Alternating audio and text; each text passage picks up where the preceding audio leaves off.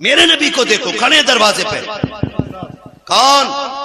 بیٹی ابھی تو نے کہا نا کاش میرا باپ ہوتا. چل مجھے وہی سمجھ دروازہ کھول دے. اس نے کہا میرا باپ اتنا اچھا تو نہیں جو آ جاتا. کہا پھر تو نے یہ بھی تو کہا تھا نا کاش میرا بھائی ہوتا. محبوب فرماتے ہیں چل وہی سمجھ کے کھول دے. اس نے کہا میرا بھائی ہوتا تو میں یہاں نہ ہوتا. آقا فرماتے ہیں تیسری بار تو نے یہ بھی تو کہا تھا نا کاش کوئی میرا ہمدرد ہوتا. فرماتے ہیں پھر مجھے ہمدرد سمجھ کے دروازہ کھول. بچی کہنے لگی پھر آ جائیے اندر. میرے حضور تشریف لائے. چہرہ دیکھا دیکھتی رہ گئے. لیکن پھر دیکھ کے کہتی آپ کون؟ حضور فرماتے ہیں یہ نہ پوچھ میں کون، یہ بتا بیٹی تو نے آواز کیوں دی تھی، روئی کیوں؟ بچی کہتی ہے کیا بتاؤں، 7 سال ہو گئے اس مکان کے اندر.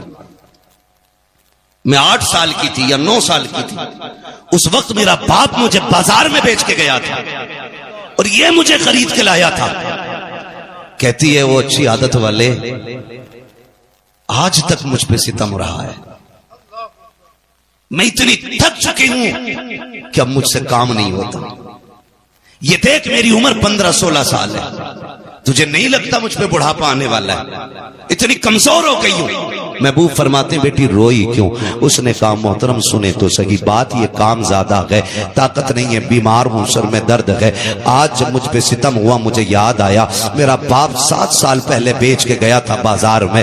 کاش میرے باپ نے مجھے بیچا نہ ہوتا، اور اگر بیچا تھا تو آج دیکھ لیتا، میری حالت دیکھتا تو یہاں رہنے نہ دیتا. جب اس نے اپنا حال دل بتایا ہے نبوت والی آنکھوں سے آنسو برسنے لگ جاتے ہیں. خدا کی قسم 2 منٹ اخبار پڑھ کے ہم تھوڑی دیر ٹینشن کر کے نظر انداز کر دیتے ہیں. میرے نبی کا کردار دیکھو. جب بچی نے رونا شروع کیا ہے آقا کریم صلی اللہ تعالی علیہ وسلم فرماتے ہیں بیٹی مالک کون ہے؟ کہا ایک یہودی میرا مالک ہے. کہا کہاں رہتا ہے؟ کہا آپ کیا کرو گے پوچھ کے؟ میرے نبی فرماتے ہیں بیٹی میں تجھے آزاد کرانے آیا ہوں. اتنا سنا بچی کہتی ہے یہاں کون کس کے درد بانٹتا ہے، کون کس کے دکھ بانٹا کرتا ہے؟ میرے نبی نے کہا تھا بیٹی میں آیا ہوں. صحابہ سے کہتے ہیں سامان اکٹھا کیا جائے. سارے سامان کی گٹھری باندھی گئی. کان کھول کے سننا پیارے، انداز بیاں میرا بہت شوق لگی ہے، شاید کہ اتر جائے تیرے دل میں میری بات. جب ساری گٹھری باندھی گئے آقا کریم نے بیٹی کا ہاتھ پکڑا گئے، لے کر کے چلے گئے. صحابی گٹھری لے کے جا رکھے گئے. آقا کہتے ہیں یہ گٹھری کس کی ہے؟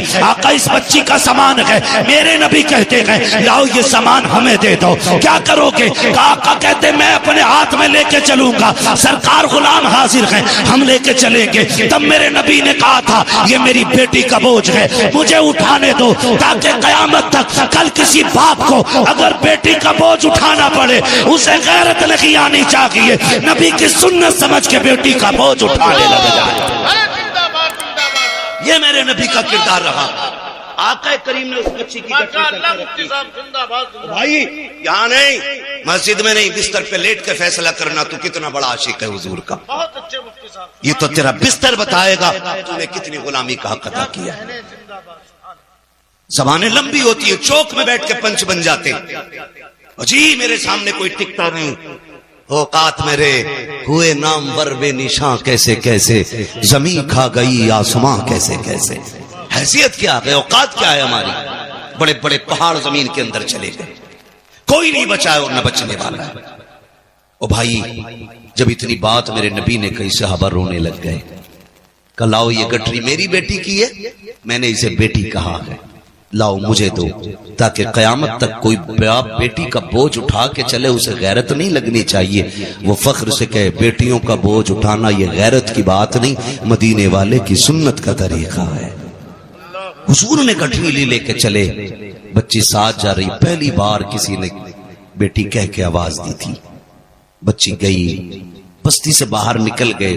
بستی کے باہر ایک بڑا مکان تھا. بچی نے کہا وہ جو مکان ہے نا وہ میرے مالک کا مکان ہے. تو جو ہے سارے لوگوں کی وہ میرے مالک کا مکان ہے. بچی نے یہ کہا اور حضور نے دیکھا ادھر بہت دور تھا. میرے حضور کی شان یہ تھی اگر ہزاروں کے مجمع میں بھی ہوتے کسی کا چہرہ صاف نظر آئے نہ آئے میرے حضور کا چہرہ صاف نظر آیا کرتا تھا. اس نے دیکھا یہ کون ہے، یہ چند لوگوں کے بیچ میں قطعی صاف چہرہ. وہ نیچے اتر آیا، دروازے پہ دستک ہوئی. کون؟ میرے نبی نے فرمایا انا محمد الرسول اللہ. جیسی اس نے کہا نہیں کھولنا دروازہ. کیوں؟ کہا مجھے تمہارا دین قبول نہیں کرنا. میرے نبی نے فرمایا غرض اور ہے، کسی اور وجہ سے آیا ہوں، دروازہ کھول ایک سودا کرنا ہے. دروازہ کھول ایک سودا کرنا ہے. اس نے دروازہ کھولا حضور سامنے. جی کیسے آنا ہوا؟ حضور فرماتے ہیں اس بچی کو تو خرید کے لایا تھا؟ کہا ہاں. فرمانے لگے اب اس کی قیمت تو بتا، میں خریدنے آیا ہوں، میں خریدنے آیا ہوں. اس نے یوں چہرہ دیکھا، آپ کون؟ آپ سے اس کا رشتہ کیا؟ حضور نے فرمایا پوری کائنات سے میرا رشتہ بڑا گہرا ہے، تو بتا اس کی قیمت کیا ہے؟ اس نے کہا آپ کو کوئی رشتے میں لگتی ہے؟ آقا فرماتے ہیں اس کی قیمت بتا. جب اتنی بات کہی نا، کہنے لگا ٹھہرو. چہرہ دیکھا، باہر آیا. اس نے کہا مہربانی کریں ذرا تھوڑا سا دامن اٹھائیں. حضور نے دامن اٹھایا. اس نے ایک پرانی کتاب لے رکھی تھی، ورق پلٹا، سینہ دیکھا، ورق پلٹا، دامن چھوڑ دے. کہا ذرا گھوم جائیے.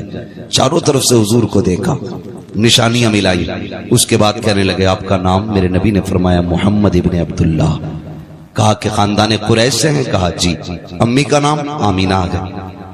ساری باتیں سننے کے بعد اس نے کہا ٹھہریے. اندر گیا، سارے رشتہ داروں سے بولا سنو، آج وہ آ گیا تھا، آج وہ آ گیا ہے جس کا زمانے کو صدیوں سے انتظار ہے. آج وہ آ گیا جس کا زمانے کو صدیوں سے انتظار ہے. سب نے کہا کیا کہہ رہے ہو؟ کہا یہ دیکھو ہماری کتاب، وہ دروازے پہ کھڑا ہے، نام محمد ہے، عبداللہ کا بیٹا ہے، ماں امینہ ہے، خاندان قریش سے ہے، اور یہ دیکھو مکے کا رہنے والا ہے. جلدی جلدی آیا، خاندان رشتہ داروں کو لے کے کھڑا ہو گیا. اس نے کہا سنو تم دیکھتے جاؤ، میں نشانی پڑھتا جا رہا ہوں. اس نے ابرو کی علامت پڑھی، چہرے کی علامت بتائی، رخ روشن کا تذکرہ، زلف عنبری کی باتیں، وہ نشیلی نگاہیں، وہ خوبصورت ادائیں ساری بتائی ہیں. وہ کتابیں دیکھتے جا رہے ہیں اور وہ ملاتے جا رہے ہیں. آخر میں ساری مل گئی. کہا میری کتاب یہ بھی کہتی ہے جو آخری پیغمبر ہوگا وہ اتنا دیالو ہوگا کہ وہ اپنے پیسے سے غلاموں کو آزاد کرائے گا. کہا دیکھو یہ میری غلام ہے، آزاد کرانے یہ آیا ہے. اس نے کہا جناب اب بتاؤ کہنا کیا چاہتے ہو؟ میرے نبی نے یہ کہا تھا اس کو بتا میں اسے خریدنے آیا ہوں. اس نے قدم پکڑے، کہا صرف اسے نہیں بلکہ مجھے بھی غلامی میں شامل فرما لیجیے.